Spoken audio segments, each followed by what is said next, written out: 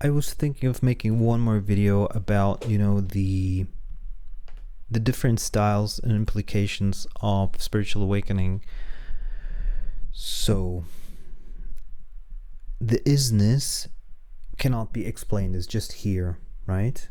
And you are the isness, I'm the isness, we are the same isness. So there is no separation, because the isness, which is everywhere the same, because there's even no here or there. It's just is, basically. I would go even so far that everything that seems to appear between me and you, in that space between me and you, doesn't exist. It's just, like many say, it's an illusion. It is something just like that appears shortly and then goes away.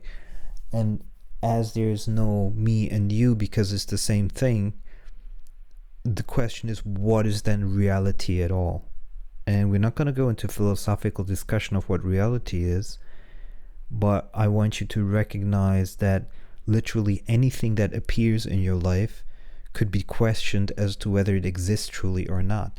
But one thing that you truly know that does exist is the self as awareness, because even if you cut away the mind, there are no thoughts, you know that there is something, because there's not nothing, because, and what is that one thing that is definitely, that you can 100% say that is, and that is the kind of the amness, the here-ness. You know that something is aware. Something is aware. In which capacity it is aware, that could be also debated. So we're not going to do this intellectually, because there could be millions of explanations. But one thing is very clear, like if you were to see that super binary and you was like, what is the one truth about the incarnation or this life that you truly know, that you 100% know? And that is that something is here. You cannot even say that this is me that is here, or that is the self that is here. You just know that there is like a here-ness, okay? And that cannot be negated, because the here-ness cannot be thought away. You cannot be like, okay, I'm not going to be here. Okay, let's not be here. You are always, like, if you're aware, you are, okay? And because otherwise you would not even know that you are.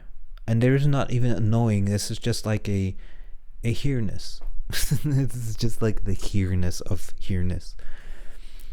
And if you, the reductionist way of spiritual awakening is literally letting yourself be aware of that here-ness. So the here-ness is becoming aware of itself. So you're not trying to find an answer in the temporary illusion of what is, but it's just the here-ness itself. So you're literally dealing with the only, you're being reductionist in the sense that you only start to deal with that one thing which you are 100% sure of, and that is that there is an isness. And so everything starts to focus, all your attention just goes to the isness itself, because that's the absolute truth.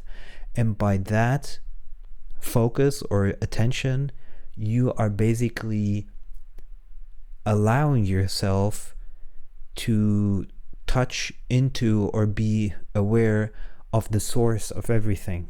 Because without that isness, there would be nothing. So the isness is the source of everything.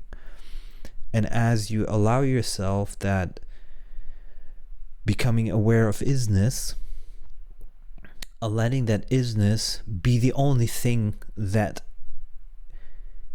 is in the scope of attention in this moment,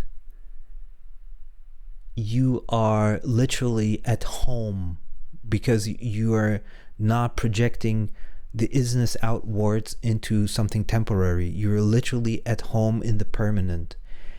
And that is the beginning of spiritual enlightenment. That is the beginning of the understanding that being in the isness of, being aware of the isness itself is the absolute detachment and of that which is not 100% sure to exist anyway.